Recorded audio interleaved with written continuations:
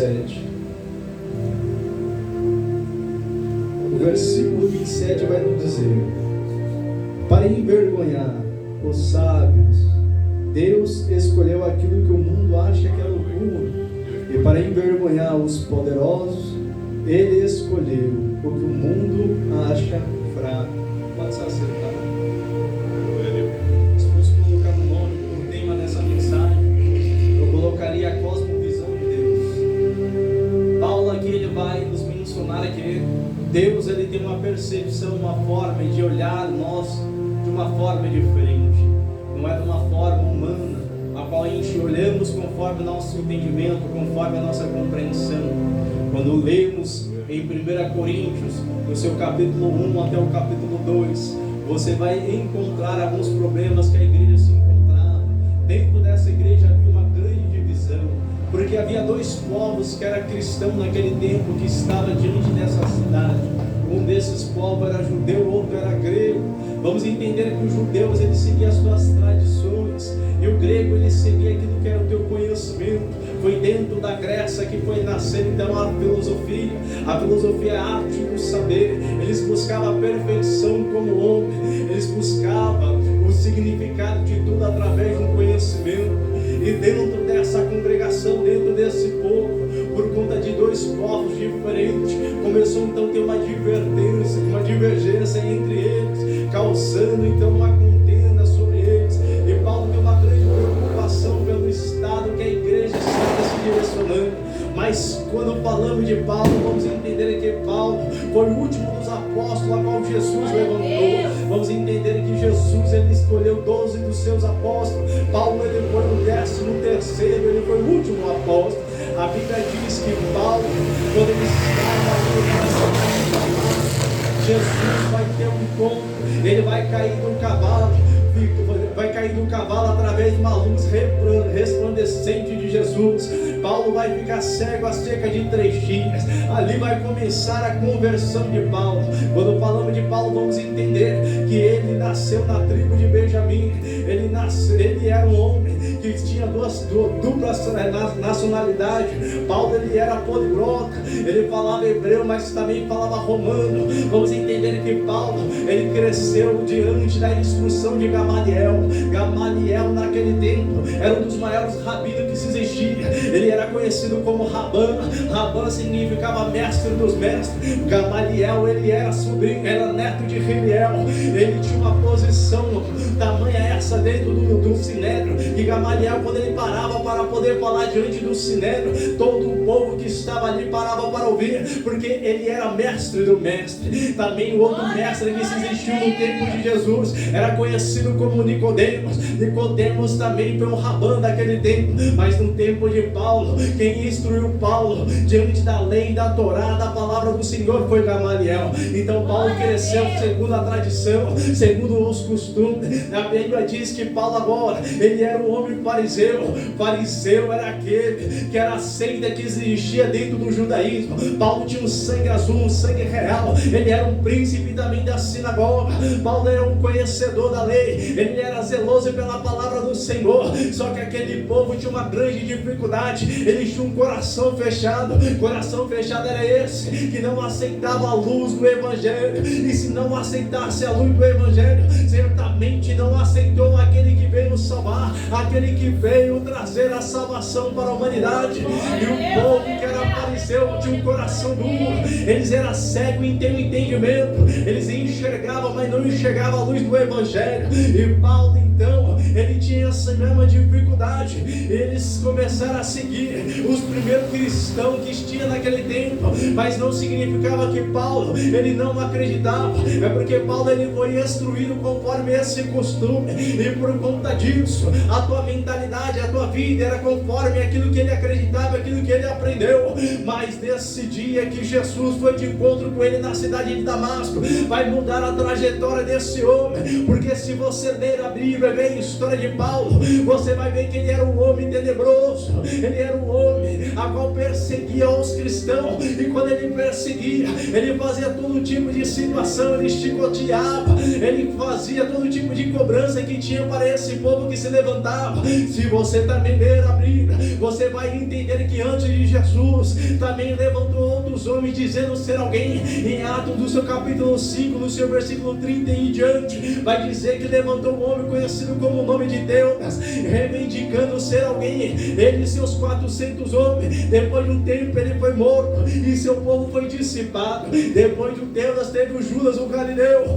Esse homem também levantou reivindicando acerca de ser alguém, e depois de um tempo também foi morto, e depois de um tempo tem um povo que seguia também foi dissipado. Mas vai dizer a Bíblia que agora Gamaliel agora era o mestre dos mestres daquele tempo. Ele se levanta diante do Sinédrio falando para o povo: olha, não põe a mão sobre esses dois homens, porque se essa obra for de Deus, certamente não estará contendendo diante desses homens, mas vai estar contendendo diante daquele que os levou. E naquele tempo quem estava diante do julgamento de Sinédrio era Pedro, era João, mas Gamaliel, ele sentia que ali tinha algo diferente. Ele via que diante do ministério desses dois homens era algo sobrenatural. Ele conhecia da palavra, conhecia da Sagrada Escritura, mas o que ele estava vendo era divino, o que ele estava vendo era extraterrestre, porque não era sobre essa terra. E ele vai então falar diante do Sinédrio, e eu entendo, eu aprendo uma coisa, que diante da obra do Senhor ninguém pode se contender, e se contender diante daquilo que é a tua vida, não estará lutando contra você,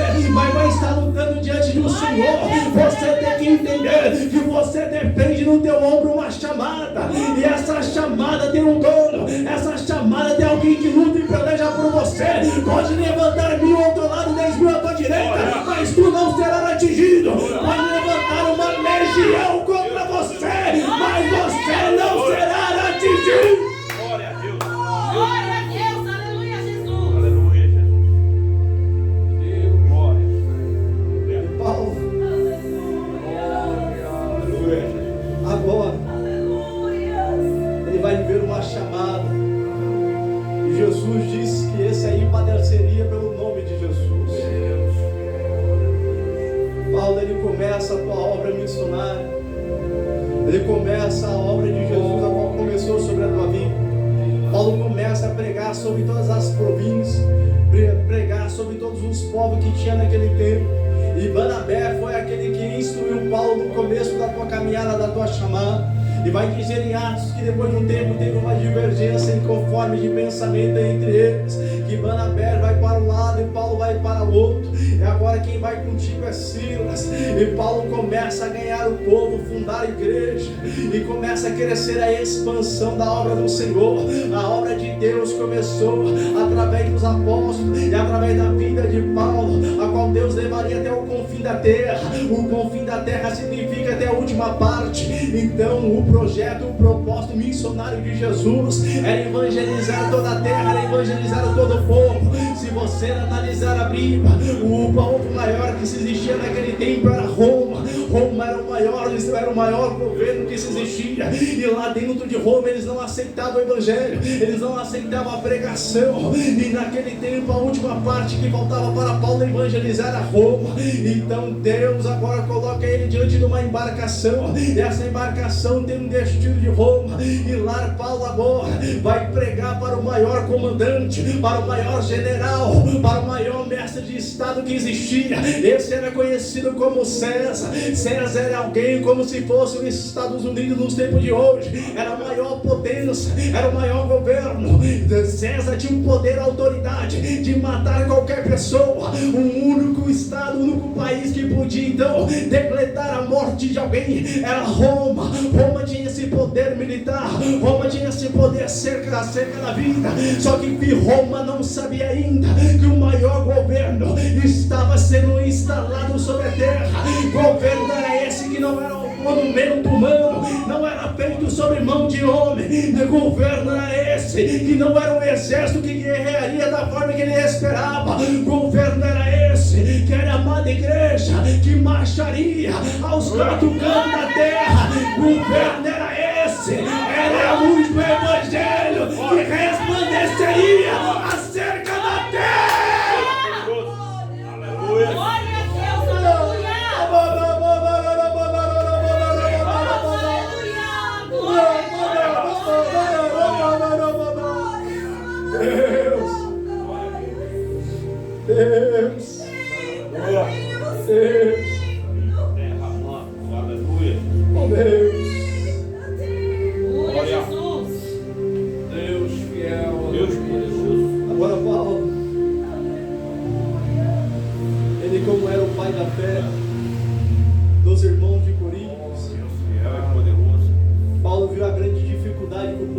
encontrava, que o povo passava. Aleluia. Alguns lá dentro da cidade diziam: eu sou de Paulo, outros diziam: eu sou de Apolo. Apolo era um amigo de Paulo que era grego, era um grande conhecedor, um grande orador daquele tempo. E naquele tempo, então, o povo começava a seguir, assim vamos se dizer, começou então a trazer dentro do evangelho, dentro daquela cidade, uma contenda, pelo fato que um dizia que era de um e o outro dizia que era de outro.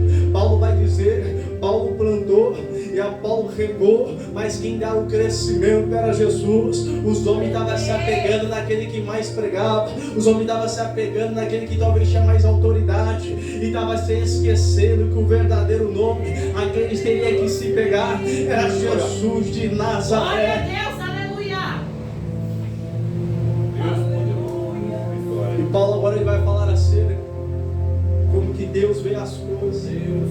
Nós olhamos conforme aquilo que entendemos, conforme nós compreendemos.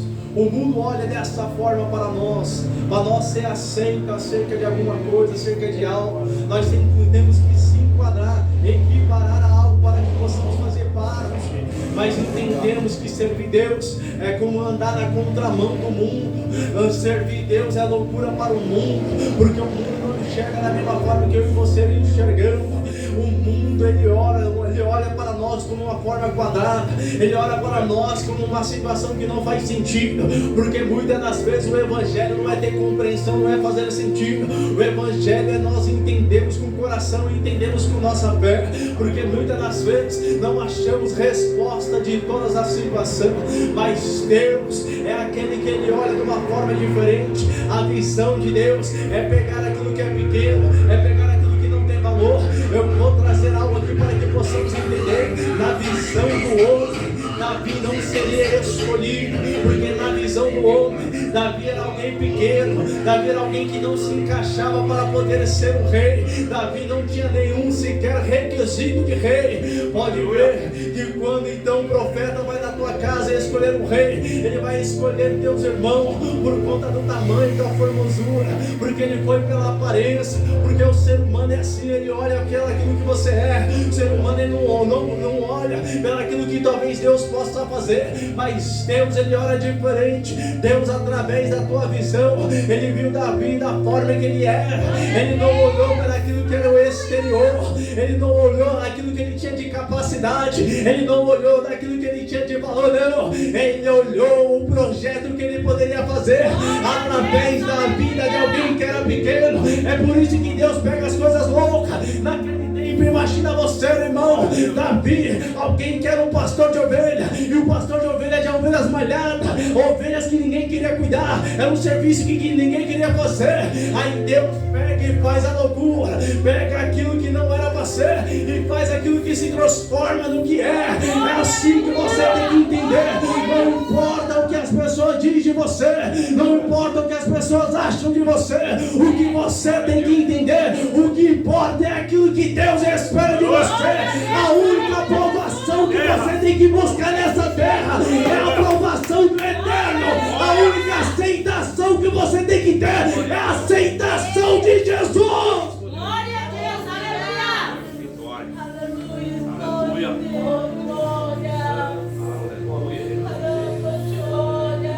Deus. Um dos nossos problemas na nossa vida, ou do século a qual estamos vivendo, é buscar validação na vida de pessoas. A gente passa vivendo tentando se encaixar na vida das pessoas, do vizinho, do próximo, do amigo. E para isso a gente faz de tudo para poder se encaixar. Abrimos mão muitas das vezes até do nosso princípio, até dos nossos valores.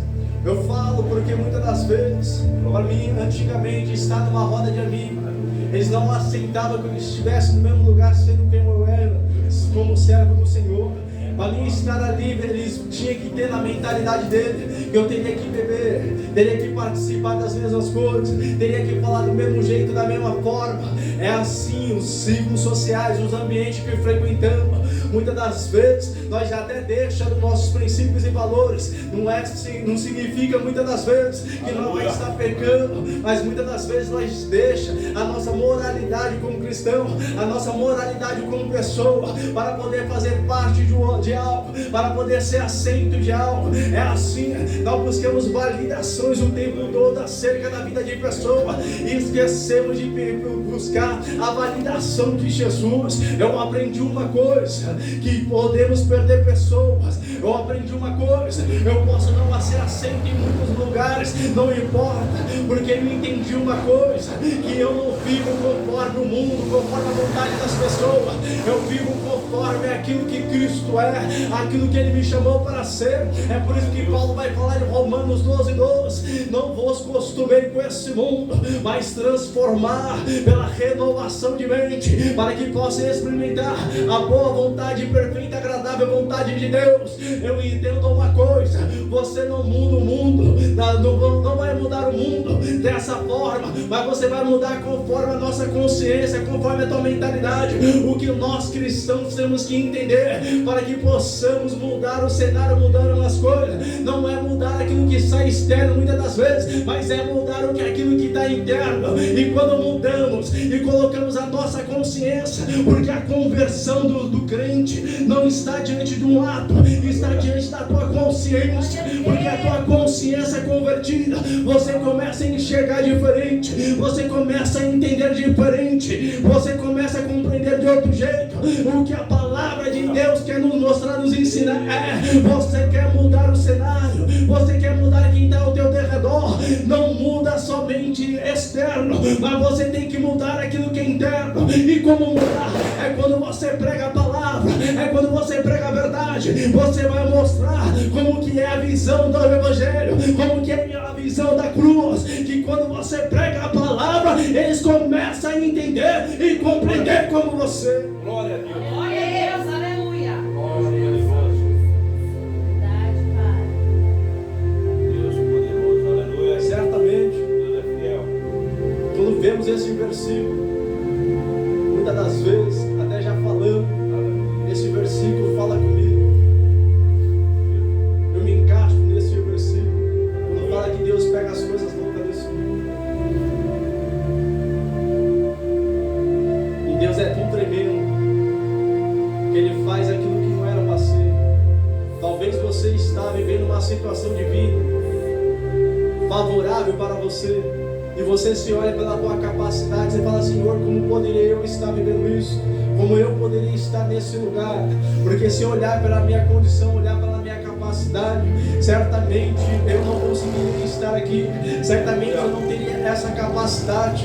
Mas o grandioso de nosso Deus é tão tremendo, que Ele faz coisas para poder confundir quem? Confundir a lógica. Porque se nós se apega naquilo que temos como conhecimento, se nós se apega que aquilo que temos como costume, nós não aprendemos a enxergar o sobrenatural de Deus. O sobrenatural de Deus muitas das vezes é fazer coisas ao contrário, coisas que eu e você ainda não enxergamos, é coisas que eu e você não entendemos. É assim que Deus trabalha, e Deus está falando para alguém nessa noite de hoje: não te preocupa no lugar onde eu vou te colocar. Você tem falado, tem dizido ao Senhor: Deus, eu olhando para a minha situação atual, não tem como isso acontecer. Eu olhando para a minha situação atual, eu me sinto até incapaz muitas das vezes, mas conforme a tua palavra, eu creio, porque Deus, Ele é capaz de fazer, Ele é capaz de dizer, assim como foi louvado o louvor nessa noite de hoje, Filipenses 1:6, tendo certo disso, aquele que em vós começou a boa obra,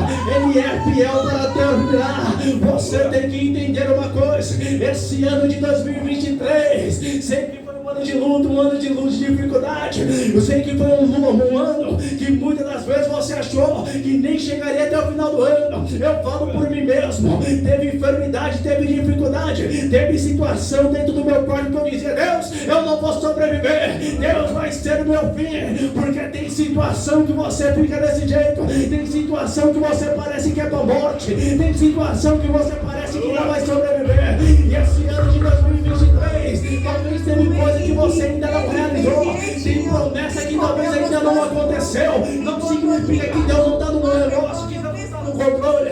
Às vezes o tempo de Deus é diferente do nosso, mas você tem que entender que aquele que começou o projeto, ele é fiel para terminar. Você não pode desistir, não pode parar, não é tempo de paralisar. Deus está dizendo para alguém: volte a sonhar, volte a crer, volte a acreditar. Quando você continuar persistindo, insistindo, Deus vai realizar, porque como diz em Números 23:19, Deus não é homem para que minta, nem filho do homem para que se arrependa. Porventura falaria e não cumpriria, diria e não fazeria. Deus não é como o homem que promete e não faz. Muitas das vezes não era porque o homem não queria fazer, porque o homem muitas das vezes não tinha capacidade, não tinha estrutura, mas com Deus ele é diferente. A palavra diz que poderá passar os céus e a terra, mas a tua palavra, ela permanece para todo sempre. E se Deus lançou uma palavra para você no ano de 2023, pode acreditar que ela vai acontecer até a virada do ano.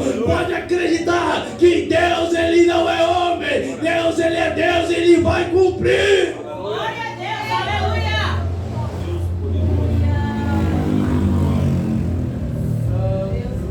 Poderoso. Glória a Deus.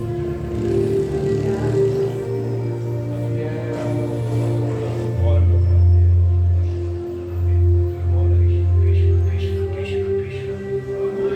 Para finalizar minha participação, gostaria de convidar as irmãs para estar louvando mais um hino. Deus é fiel. Nesse hino, eu gostaria que a amada igreja se colocasse de pé, Aleluia. que a gente possa fazer um momento de oração. E nesse clamor ao qual vamos levantar para Deus, clama ao Senhor por tudo aquilo que Ele tem feito. Clama ao Senhor pelo tudo aquilo que Ele é sobre a tua vida, sobre as nossas vidas. Poderoso. E o pastor vai levantar o clamor e as irmãs vão louvar. Jesus. Vamos à história. Aproveita e vem até a frente, né, irmãos? Aproveita todo mundo aqui, na verdade. Vamos fazer uma oração, uma entrada de ano. Posso levantar, vamos vir até a frente.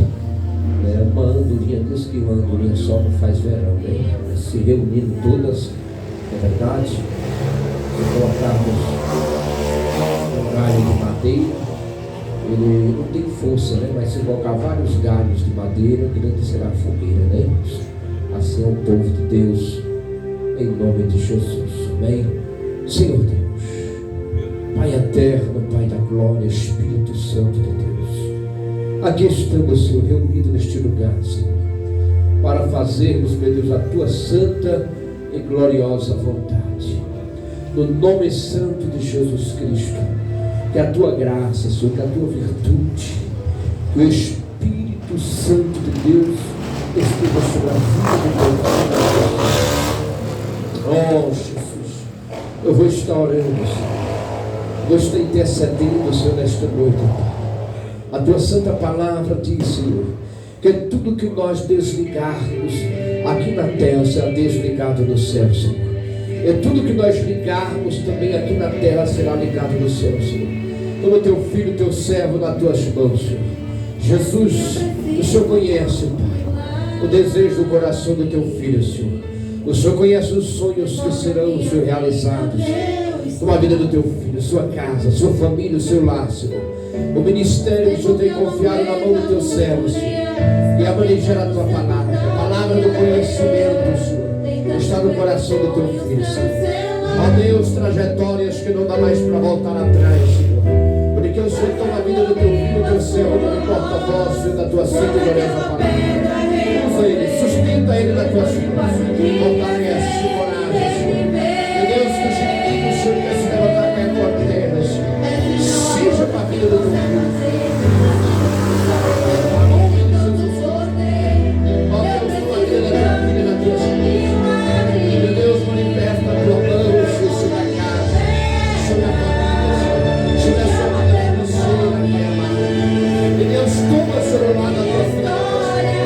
Visita, Senhor, cada parente dela.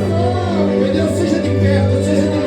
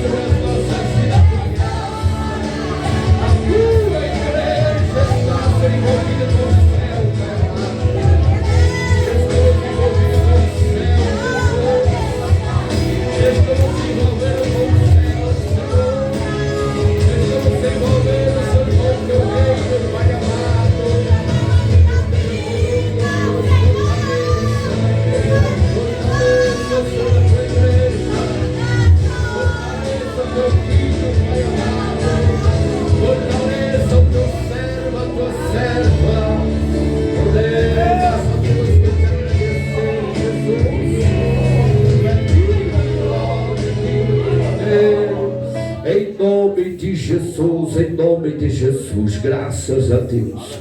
Deus seja louvado, irmãos, nesta noite, na minha vida e na tua vida. Em nome de Jesus, graças a Deus, meu irmão, por esta noite maravilhosa que Deus tem nos concedido. Fiel, seja